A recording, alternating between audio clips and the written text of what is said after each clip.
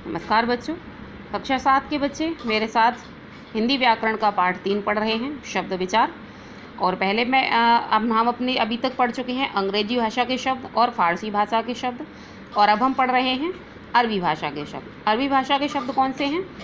अरब के लोगों के संपर्क से हिंदी में आए शब्द औजार, अदालत, औकात, औलाद, ताकत, हवा, अमीर, रिश्वत, औरत, मालिक, कत्ल, कलम, कानून, खत, कुर्सी, सुबह आदि हैं। अब आते हैं तुर्की भाषा के शब्द। तुर्की भाषा के कौन कौन से शब्द हैं? तुर्की लोगों के संपर्क से हिंदी में आए शब्द कैंची, चाकू, तोप, बारूद, दारोगा, लाश, बहादुर, कुर्ता, कुली, सौगात, बेगम, बंदूक, चिक आदि हैं। अब पुर्तगाली भाषा के शब्द, ये भी पुर्तगाली लोगों के संपर्क से आए हैं। पुर्तगाली लोगों के संपर्क से हिंदी में आए शब्द अलमारी, आलपिन, तंबाकू, कनस्तर, कमीज़, कारतूस, चाबी, काफ़ी, फीता, कप्तान, तौलिया, बाल्टी, साबुन आदि। अब फ्रांसीसी शब्द, फ्रांस के लोगों की जो भाषा है उससे संपर्क में आए हैं ये शब्द। ये हैं पुलिस, बेगुल, कार्टून, कर्फ्यू, इंजीनियर आदि। अब चीनी भाषा के शब्द जो चीनी लोगों के संपर्क से हिंदी में आए हैं वो हैं तूफ़ान, लीची, चाय, पटाखा आदि। अब यूनानी भाषा के शब्द जो यूनानी लोगों के संपर्क से हिंदी में आ गए हैं वो हैं टेलीफोन, एटम, डेल्टा, टेलीग्राफ आदि। अर्थात कहने का मतलब है बच्चों कि ये जो शब्द हैं ये अक्सर हम और आप आपसी बोलचाल में संपर्क में लेते हैं। ये कुछ पहचान के लिए यहाँ उदाहरण के रूप में इन शब्दों को दे दिया गया है। अब आते हैं रचना के आधार पर शब्दों के भेद। रचना के आधार पर शब्दों के 3 भेद होते हैं, रूढ़, यौगिक, योगरूढ़। अब रूढ़ शब्द कौन से होते हैं इनको भी पढ़ लेते हैं। जिन शब्दों के सार्थक खंड नहीं किए जा सकते, अर्थात वे शब्द जिनके अगर खंड कर दिए जाएं तो उनके अलग अलग अर्थ नहीं निकल सकते, उन्हें रूढ़ शब्द कहते हैं। ये शब्द अपने आप में पूर्ण होते हैं और किसी एक वस्तु, स्थान, व्यक्ति, कार्य या गुण के लिए रूढ़ हो जाते हैं, जैसे बेल, चांदी, कलम, पेड़, पुस्तक आदि। अर्थात इनका कहने का तात्पर्य है कि ऐसे शब्द जो अपने आप में पूर्ण हैं, इन्हें अगर तोड़ दिया जाए, इनके खंड कर दिए जाएं तो इनका कोई सार्थक अर्थ अलग अलग नहीं निकलता है, और ये किसी व्यक्ति, वस्तु, किसी कार्य के लिए, किसी गुण के लिए या किसी स्थान विशेष के लिए रूढ़ हो गए हैं, वहीं के वहीं फिक गए हैं, तो इन्हें रूढ़ शब्द कहा जाता है। जैसे बेल, अब बेल को तोड़ दीजिए, बे प्लस तो क्या हो गया, अलग अलग अर्थ कुछ नहीं निकला इसका, इसी वजह से ये रूढ़ शब्द कहलाते हैं। आगे आते हैं बच्चों यौगिक शब्द। अब यौगिक शब्द कौन से होते हैं? एक से अधिक सार्थक शब्दों के योग या मूल शब्द में उपसर्ग प्रत्यय लगने से बने यौगिक शब्द कहते हैं।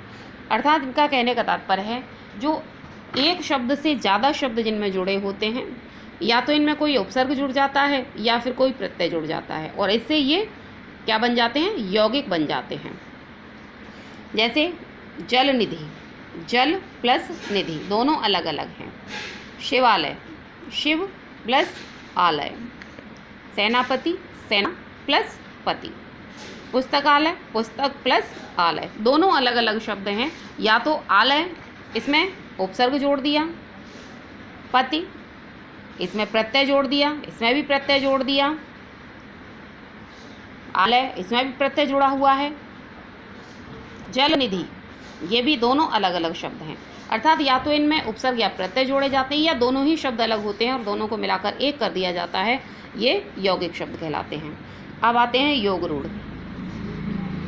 वे शब्द जो यौगिक होकर किसी विशेष अर्थ में प्रयोग किए जाते हैं। ऐसे शब्द जो देखने में और पढ़ने में यौगिक जैसे लगते हैं लेकिन किसी विशेष अर्थ को देते हैं, वो योगरूढ़ शब्द कहलाते हैं। जैसे पीत माने पीला प्लस अंबर माने वस्त्र, पीतांबर यानी पीले अंबर, पीले वस्त्र वाला। किंतु यह शब्द किसके लिए आया है, यहाँ पर किसके लिए प्रयोग किया गया है, कृष्ण के लिए।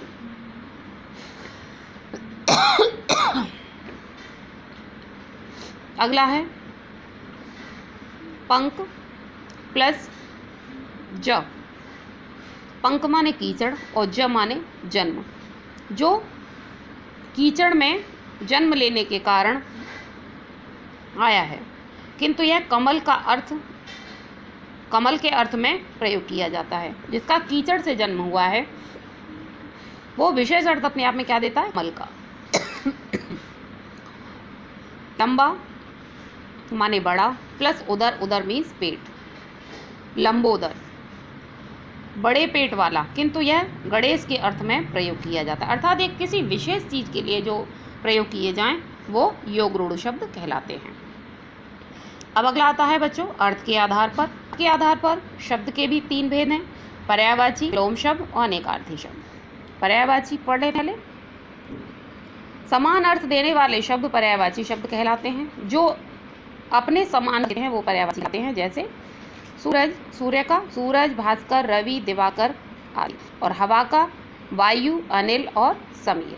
अब आते हैं विलोम शब्द। विलोम शब्द क्या होते हैं? विपरीत अर्थ देने वाला शब्द युग्म एक दूसरे के विलोम शब्द कहलाते हैं, जो एक दूसरे के उल्टा अर्थ दे। बाढ़, सूखा, काला, गोरा, राजा, रंक, ठंडा, गर्म, अच्छा, बुरा, संभव, असंभव। अब आते हैं अनेकार्थी शब्द। अब ये अनेकार्थी शब्द क्या होते हैं?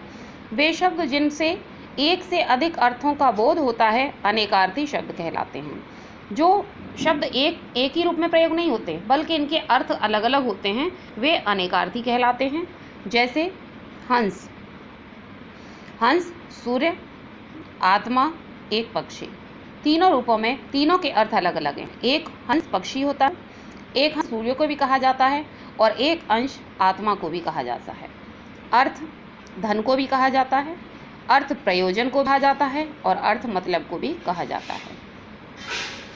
अब आता है बच्चों नंबर 4 प्रयोग के आधार पर शब्द के भेद। प्रयोग के आधार पर शब्द के 2 भेद होते हैं, विकारी शब्द और अविकारी शब्द। अब विकारी शब्द कौन से होते हैं? वे शब्द जो लिंग, वचन, कारक आदि के प्रभाव से परिवर्तित होते हैं विकारी शब्द कहलाते हैं। ऐसे शब्द जिनका प्रयोग किया जाता है परंतु इनका जैसे प्रयोग किया जाता है तो इन शब्दों में परिवर्तन हो जाता है और जो परिवर्तन हो जाता है वही विकारी शब्द कहलाते हैं। जैसे छात्र का छात्र, छात्रा, छात्रों। काला का काले, कालों, काली। ये अलग अलग शब्द का परिवर्तन हो रहा है। मैं, हम, हमारा। तो ये विकारी शब्द है। अब किसी विकारी शब्द के 4 प्रकार होते हैं। विकारी शब्द कहाँ कहाँ प्रयोग होते हैं? संज्ञा, सर्वनाम, विशेषण और क्रिया। ये चारों ही विकारी शब्द हैं क्योंकि